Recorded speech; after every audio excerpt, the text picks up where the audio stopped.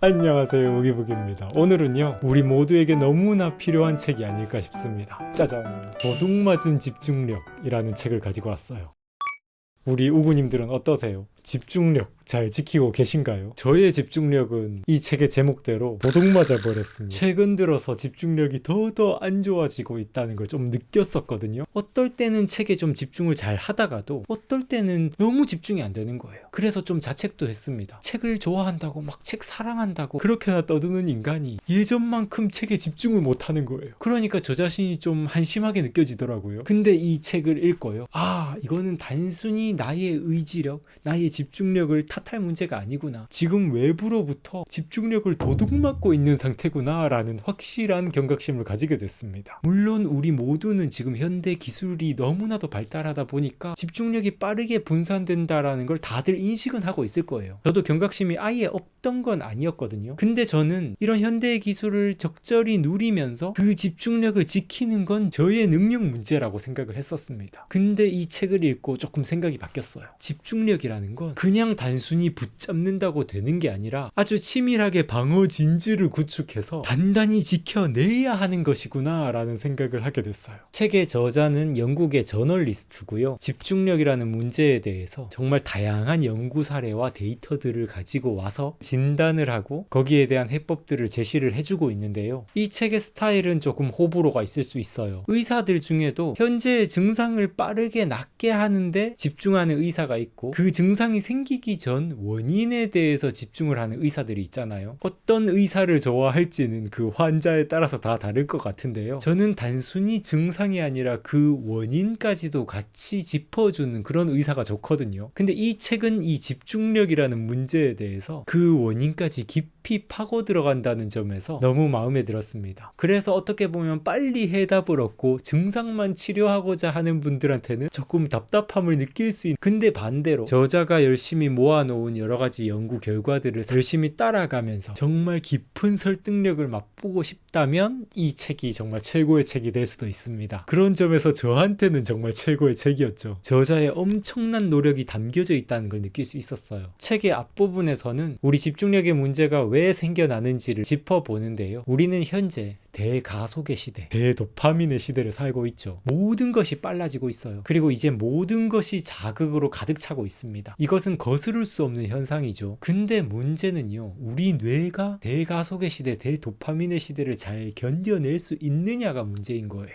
우리의 몸은 아주 오랜 진화 과정을 거치면서 새로운 정보들에 집중하도록, 그래서 내가 살고 있는 세계에 잘 적응하도록 진화해 왔습니다. 그런데 우리 뇌를 설계한 자연은요, 아마 상상하지 못했을 거예요. 온갖 영상물이 생겨나고 인터넷이 발달하고, 그래서 우리 뇌에 온갖 정보들을 쏟아 부을 줄은 상상을 못했겠죠. 영상물이 없었던 시절에 우리가 보는 영상들은 눈앞에 보는 자연 그 자체의 영상이었잖아요. 그리고 그런 자연 세계의 영상에서는 장면이 순식간에 바뀌면서 화면 전환이 일어나지 않죠. 처음 영화나 TV 프로그램이 생겼을 때만 해도 세상 사람들은 그걸 얼마나 신기해 했겠습니까? 근데 지금 우리가 살고 있는 현재는 그 장면 전환의 속도가 더더더 빨라지고 있죠. 유튜브 영상도요, 이제는 더 빨라지고 더 짧아지고 어떻게든 더 많은 자극을 짧은 시간 내에 넣기 위해서 다들 집중하고 있어요. 영화나 드라마 같은 것도 어떻게든 더 많은 사건들을 오밀조밀하게 넣기 시작했고, 책 속의 이야기들도 조금만 지루해도 독자들이 빠져나간다는 걸 알게 되니까 작가들은 더 자극적인 이야기들을 넣을 수밖에 없게 되었습니다. 현대의 모든 기술, 모든 콘텐츠들이 더 빠르게, 더 자주 새로운 정보를 제공하다 보니까 우리 뇌는 도전을 받아요. 끊임없이 주의를 다른 곳으로 전환하는 그런 압박을 받습니다. 그리고 뇌는 당연히 그런 상황에 적응을 하려고 하겠죠. 그 적응의 방식과 결과물이 바로 이 집중력의 고갈인 거예요. 단순히 자극이 많아서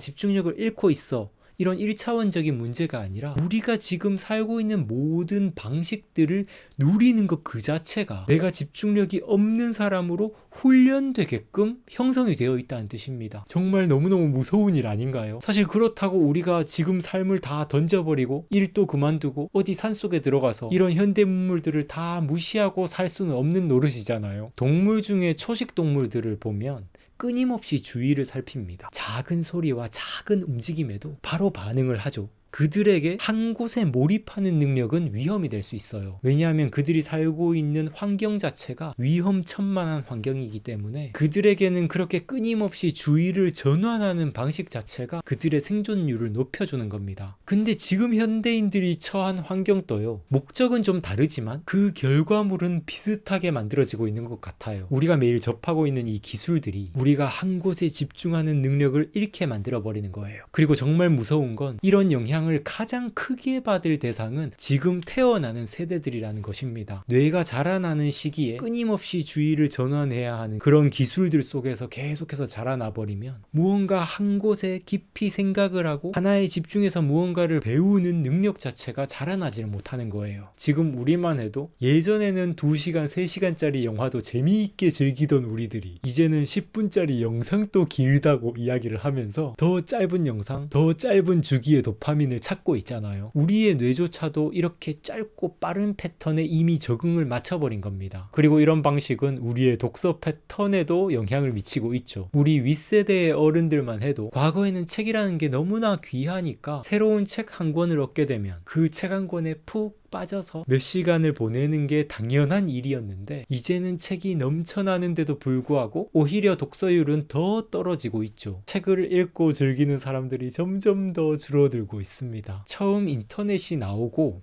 정보혁명의 시대라고 막 외치면서 우리 인간들은 다들 앞으로 더 똑똑해질 거라고 기대를 했었어요. 더 많은 정보들이 우리 지성을 더 크게 발전시킬 것이라 기대를 했었습니다. 근데 지금 인간들은 더 똑똑해졌는가 라고 묻는다면 많은 분들이 회의적인 시선으로 바라보죠. 지금 자라나는 세대들의 문해력은 더 나빠지고 있다고 하고, 그리고 그 현상은 더 가속화될 수 있다고 말합니다. 그리고 또 어디 한 곳에 집중하지 못하는 아이들이 더 늘어나고 있다고 말들을 하고 있죠. 아이러니한 일인 것 같습니다. 현대 기술의 발달까지 있게 해준 우리 인간의 몰입 능력과 사유 능력이요, 오히려 지금 현대의 기술에 의해서 다시 잃게 되는 결과로 이어지는 거예요. SF 영화 같은 거 보면 인간이 만든 로봇한테 지배당하는 그런 미래가 막 벌어지곤 하잖아요. 그런데 그 일은 지금 우리의 정신에 이미 이루어지고 있는지도 모르겠습니다. 이 책을 읽으면서 개인적으로 정말 좋았던 점이요, 저는 이제 다시 천천히 독서하고 천천히 생각하는 것의 중요성을 깊이 받아들이게 되었습니다. 우리한테 필요한 것은 더 많은 정보가 아니라요, 적은 정보라도 깊이 성찰할 수 있는 능력, 성찰적 지성이라는 것을 생각해 보게 됐어요. 책에서는 집중력을 회복하는 여러 가지 방법들을 안내하고 있거든요. 요가 같은 느린 운동을 해도 도움이 되고요, 명상같이 느리게 생각하는 훈련도 도움이 되고요, 그리고 깊은 사유를 담고 있는 책을 천천히 사유하면서 읽어보는 것도 아주 큰 도움이 된다고 합니다. 그리고 여기에는 공통점이 있죠. 느리다는 거예요. 대가속의 시대에 끌려다니는 정신의 노예가 아니라 내 집중력의 주인이 되려면 오히려 반대로 느리게 나아갈 수 있어야 한다는 점을 이 책을 통해서 배웠습니다. 그리고 책에서는